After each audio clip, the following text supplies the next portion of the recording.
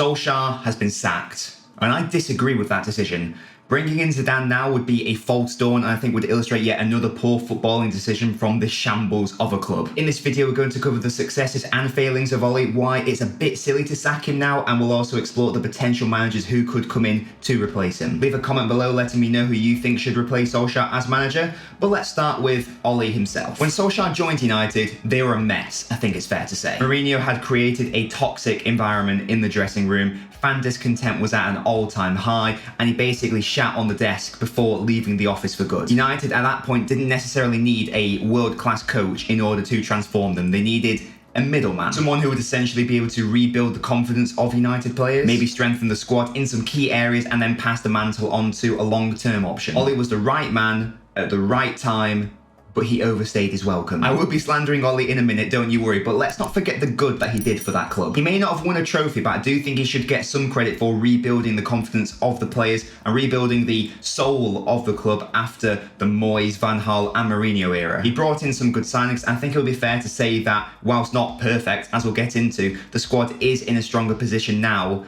than it was when Solskjaer originally came into the club. I think he carried out his role as a stepping stone manager well. But then in the summer, United offered him a contract extension when really they probably should have been focused on moving him on and getting a proper long-term manager in. Thanking Ole for all he's done as that interim manager, as that stepping stone, but going, ultimately, we all know you're not really cut out for it, so thank you for the memories. But let's move on. Because Ole isn't good enough to manage United long term. Hindsight is 2020, but I think it was pretty obvious Ole was never going to be able to reach the managerial likes of Guardiola or Klopp, which is what United need in order to challenge City and Liverpool for titles. It's all good giving a manager time, as United famously did with Fergie, but Fergie was the exception to the rule, and obviously one of the greatest managers of all time. This season, United have conceded as many goals as Liverpool, City and Chelsea combined. Only Newcastle and Norwich have conceded more in the league this season. They have 2 wins in the last 8 games in all competitions. In the last 6 Premier League games, United have won 1, they've drawn 1, and they've lost 4.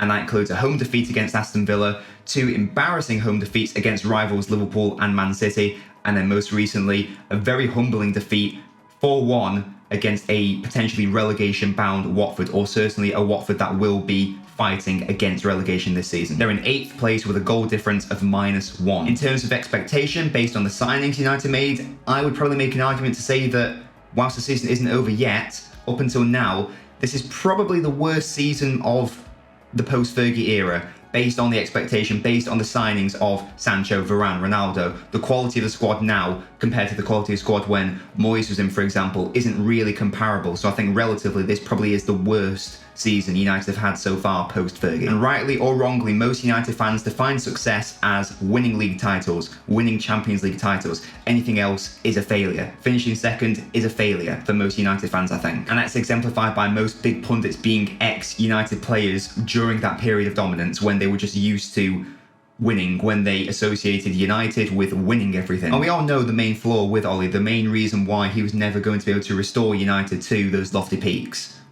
He's tactically inept. Opponents have literally been speaking out about how odd it is to come up against a United side with seemingly no obvious pattern of play. The coaching and setup of the team is a huge issue. For example, this season, Maguire has been dropping deeper and deeper in his defensive line than he has in previous seasons. And that causes an issue for the rest of the defence because it makes United much more reactive than proactive out of possession. It pins the rest of the team back when really what United want to be doing is pushing forwards and playing a much higher line. And when your captain is dropping that deep, and I assume he's doing that because of a lack of confidence, doesn't really have enough faith in his own abilities to step up, so he's protecting himself. That's your captain doing that, you've got massive issues, systemic issues all over the pitch. As I say, it's a systemic issue and the coaching at United is so poor. The team seems to lack structure whenever they play, and even though they do have a very good quality of player in that squad, it doesn't really mesh well together. There's no cohesion or chemistry there, so it actually means that the United playing team ends up being less than the sum of its parts, which is the exact opposite of what you want. The team's relying far too heavily on individual brilliance from the likes of Ronaldo. And at the halfway point in the season, I will be reviewing Ronaldo's time at United so far. But because of the inclusion of Ronaldo, a player who infamously doesn't press, and because the team hasn't been set up properly to account for Ronaldo's lack of pressing, that pushes the rest of the team back since they can't risk committing themselves higher up the pitch. which therefore makes it very easy to play through United. The fullbacks therefore get pinned and they have to sit deeper, and that's not helped by Maguire sitting deeper, as we've just discussed. And that means the central midfielders have to either come upfield in order to support this half-arse press, or they need to entirely drop back in order to support the shaky defence. But more often than not, they're caught in this sort of middle ground, not knowing whether to go or come back. And if you're caught in the middle ground, not committing either way, that's only going to lead to mistakes. That's only going to lead to structural weaknesses. It ends up with them neither pressing properly or providing adequate cover. And that's fine to play like that. You can be all free-flowing and not really have a proper cohesive structure if the likes of Fernandes, Greenwood, Rashford, Ronaldo are all firing and you can rely on their individual brilliance. That might work in a few games, but across the course of a whole season, when your team lacks structure, that's not going to work and you are going to be found out. Even though I don't think we should be forgetting the good work Ole did for that club, it's clear that I don't really rate him as a manager, tactically certainly. So if that's the case, why do I think it was a mistake to sack him? Well, it's not so much I don't think he should have been sacked, rather I don't think he should be sacked now. I think a better option would have been to wait until the summer. Sacking Ole now is pointless. There's no footballing intelligence at the club. They haven't even lined up a proper successor yet. The likes of Villa, Spurs, Norwich, much smaller clubs than United in terms of spending power and status, they all had a succession plan. Once they got rid of their manager, they knew immediately who's going to come in to replace them. United just don't have any plans, it seems, so why panic? And why scramble to get a new manager now? Why not just wait until the summer, assess your candidates, maybe approach them as well, assess the options, and then reach a reasoned conclusion after a good length of time, and then move Ole on. That gives you the added benefit of allowing Solskjaer a full season with his new acquisitions, i.e. Ronaldo, Sancho, Varane, to see what he can actually achieve with a very good squad.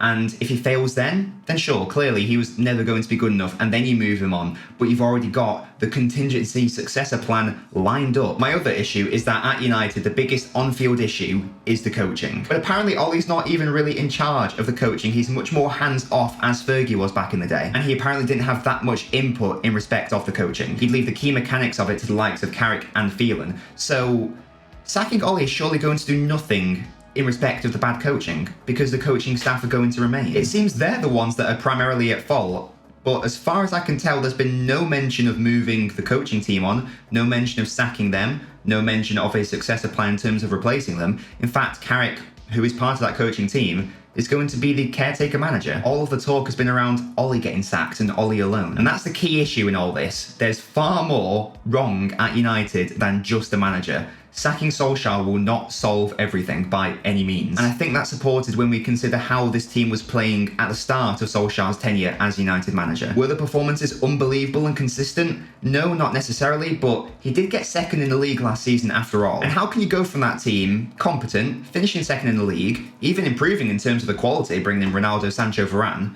to this utter shambles? How can it go from that to embarrassing defeats to Watford, Liverpool, City? I'm not accusing anyone of downing tools since they are professional footballers, but let's be honest, they down tools. I genuinely can't think of another explanation. United players have made it obvious in recent weeks that they aren't pleased with the level of coaching that's taken place at United, and I think that's being reflected in their performances. They aren't playing for the manager, and they haven't been for a while. It may also be a culmination of the poor squad building that's taken place at United over the past however many years. United's squad is currently bloated in terms of offensive talent. It's incredibly unbalanced, and no manager in the world is going to be able to squeeze in all the excellent, in theory, excellent offensive players that United have. All those players you'd want and would expect would start for United logistically cannot fit in if you want to maintain balance and structure in the side. Final point on why I think sacking Ole now is a mistake, and then we'll look at the managerial options. The mould of manager I think United should be getting in as a replacement is not available. I've heard some people arrogantly say, well, we're Man United, we can just go buy any manager we want because we're that good, we're that big.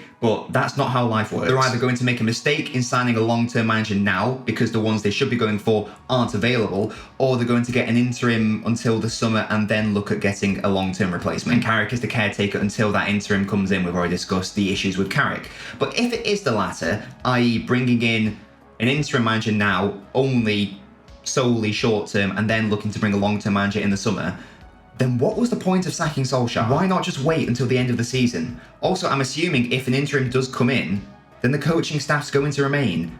You're still going to have that issue in terms of coaching. And as I've discussed, that's really the main problem at United, the woeful coaching. So it just doesn't really make sense to me that you'd sack Ole now, but keep the coaching staff, but hire a short-term interim manager. We'll assess the currently available options, and then we'll have a look at the managers I think United should be signing long-term, but who aren't available until the summer. Zidane is the main man in the picture for the United job, it seems. Zidane has been heralded as the saviour of United. He's been the go-to name presented to me and others whenever anyone asks someone, who do you think should be managing Man United, for most people it seems. But bringing in Zidane would be a mistake. I've never really understood the hype around Zidane. Now obviously he's a good manager. He won 3 back-to-back Champions League titles after all. He also won La Liga titles with Real Madrid. But people love to shove him in the same category and conversation as Guardiola and Klopp, which I think is mental. I just don't think he's as good as people think he is if people are putting in the same tier as Klopp and Guardiola. But let's start with the positives. We know Zidane can handle egos. We know he can handle large personalities, and he can also handle pressure. After all, Real Madrid is one of, if not the most high-pressure jobs in world football. And in terms of the egos at that club, Zidane had to manage the likes of Ronaldo and Benzema and Kroos and Gareth Bale, and he managed them very well. Less so Gareth Bale, but there was something else going there, wasn't there? But in general, in terms of the ego management and the pressure management, Zidane was totally able to cope with that. From a pressure, ego, reputation and status perspective, he would fit well. After all, he was one of those egos himself. He used to be the best player in the world, a much better player than Ole ever was. No offense to Ole, but he was never the level of Zidane. So maybe when it comes to talking and or coaching with the likes of Ronaldo, Sancho, Pogba, maybe Zidane's able to get more out of them because he can relate more to them. Maybe the players can relate more to him. I'm not sure. But either way, he's certainly a better manager and a better coach than Ole. I don't think that's in dispute. But with that being said, without wishing to kick Ole while he's down, it's not that much of an achievement. But here is the reality of the situation. Zidane at Real Madrid had one of the greatest midfields the world has ever seen in Kroos, Modric and Casemiro. He had a Ronaldo in his early 30s, not his mid-30s. He had the likes of Marcelo, Sergio Ramos, Benzema, Gareth Bale, Isco. His playing squad was unreal. The individual brilliance in that squad was unreal. I'm not trying to downplay the achievement of Zidane, by the way, so I apologise if it's coming across like that. He's clearly a good manager, but I just don't think he's as good as so many people think he is. There's actually some parallels with Guardiola there, because Guardiola arguably had an even better squad than Zidane. But there are such huge, crucial differences between Guardiola and Zidane where it makes that comparison move. Guardiola is renowned for his tactical genius. His style of play is very clear. He's exceptional at coaching individuals and taking players who are already brilliant, maybe even world class, to the next level. The likes of Muller, Sergio Busquets, Raheem Sterling, Rodri, Cancelo, Aguero, Fernandinho, the list goes on and on. The evidence of Guardiola's expert coaching is not in dispute. Zidane, however, doesn't exactly have a set style of play as far as I can tell. He succeeded at Real Madrid because he kept it simple. He played his players in the best positions, he made some in-game adjustments, and relied on his man management skills and the individual brilliance of individual players. But Fred isn't Casemiro. Shaw isn't Marcelo.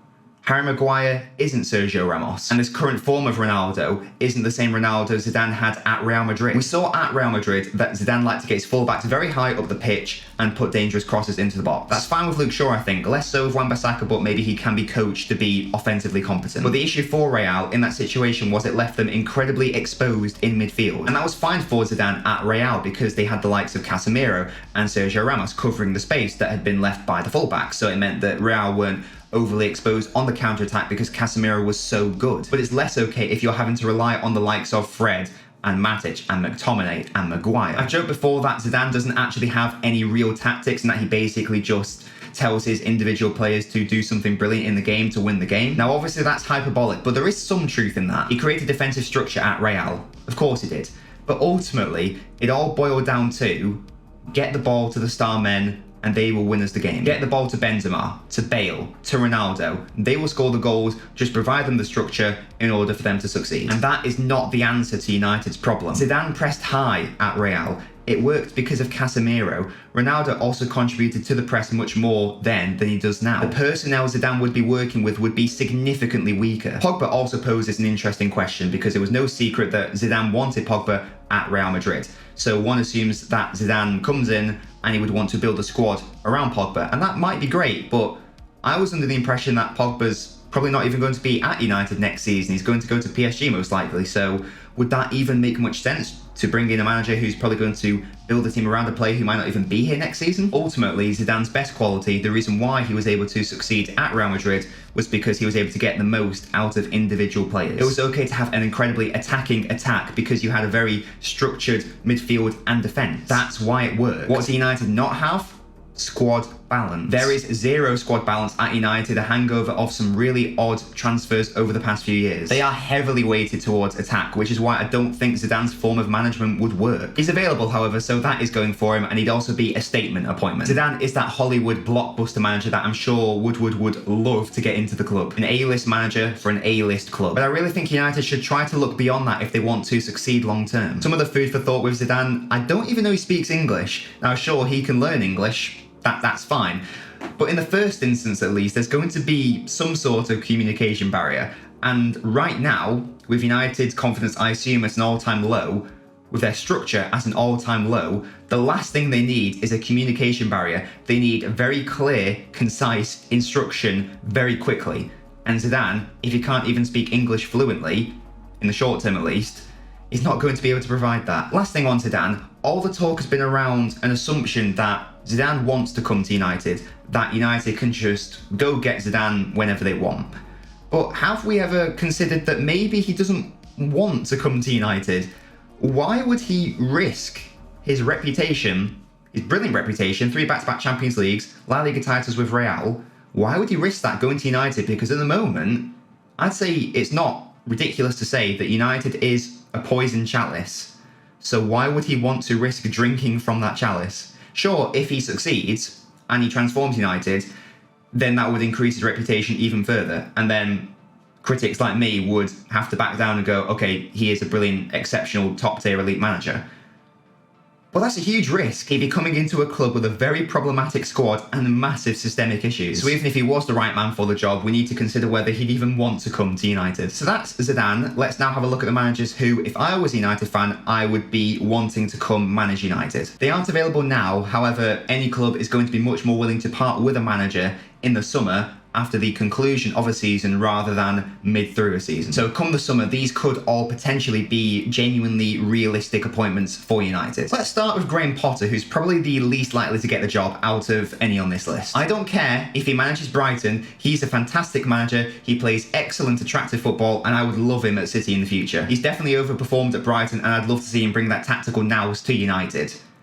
Well, not love, but you get what I mean. I think he'd be a really good appointment. Maybe there's an issue in that he's never managed a huge club before, so maybe he can't handle the egos, the pressure, etc. He doesn't have any real reputation at that level, so it would be a risk, but I do think it could be a risk worth taking. Tactically, it wouldn't be an ideal fit. In fairness, Potter does want to press high. We've already discussed why that is an issue for United. He would want to play a possession-based style of football, and that doesn't really suit United's current squad. The likes of Rashford, Sancho, Greenwood, their offensive players are much more suited to a counter-attacking style of football, so maybe Potter wouldn't be the best tactical fit. That's in the short term anyway, but give him time, give him transfer markets in order to build the squad how he wants, give him time to coach the team how he wants, and I do think it could be a really good long-term appointment. But either way, he would be much more of a project manager than someone who would come in and make an immediate impact, I think. Brendan Rodgers would also be an interesting choice. He's certainly ambitious enough, and I do think he could handle that well. I do think he could handle the egos well, but it is a similar issue in respect of reputation. That being said, Fergie went to United from Aberdeen, so maybe reputation shouldn't be that big of a barrier, but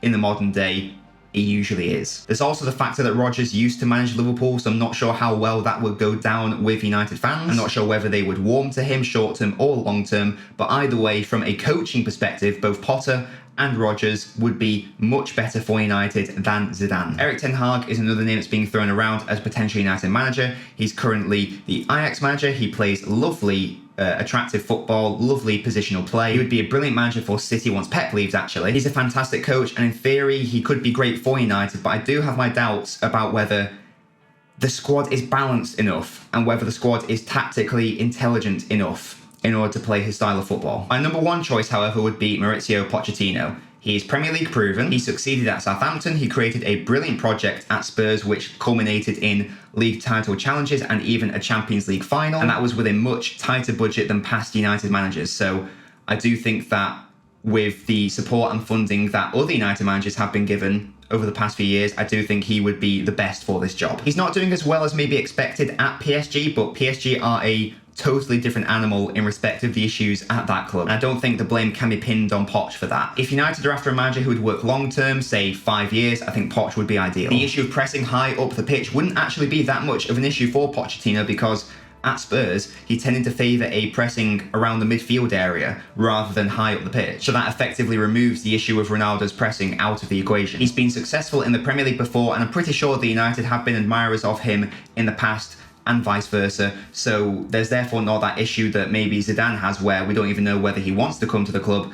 I think based on the past, based on history, Pochettino would want to come to United. Also, the egos at United are nowhere near the level of ego at PSG, so I do think he would be able to cope with that quite well. So for me, that's the best option. What would have been a better option would have been to keep Ole now until the summer and then bring in Pochettino. The situation United finds himself in is they may not get the manager that would do the best for United long term. But that's not a surprise given the poor running of that club over the past however many years. So Ole's time at United ends in a sad whimper. And I do fear the good he did for the club will be quickly forgotten, and I do genuinely feel sorry for him. He seemed a very nice guy, just out of his depth. I didn't feel comfortable with the rhetoric around him towards the end of his time at United, and I'm not sure he's been given the exit his overall good work for the club warranted. But unfortunately, because of the circumstances around his dismissal, being kept on for one season too many, history will not view Solskjaer with any form of kindness at United, and he will go down as a failure. He'll be remembered as a failure and as a meme. And I don't think that's fair at all, but I think that's what's going to happen. Please subscribe to the channel if you enjoy in-depth football videos. I'll see you next time.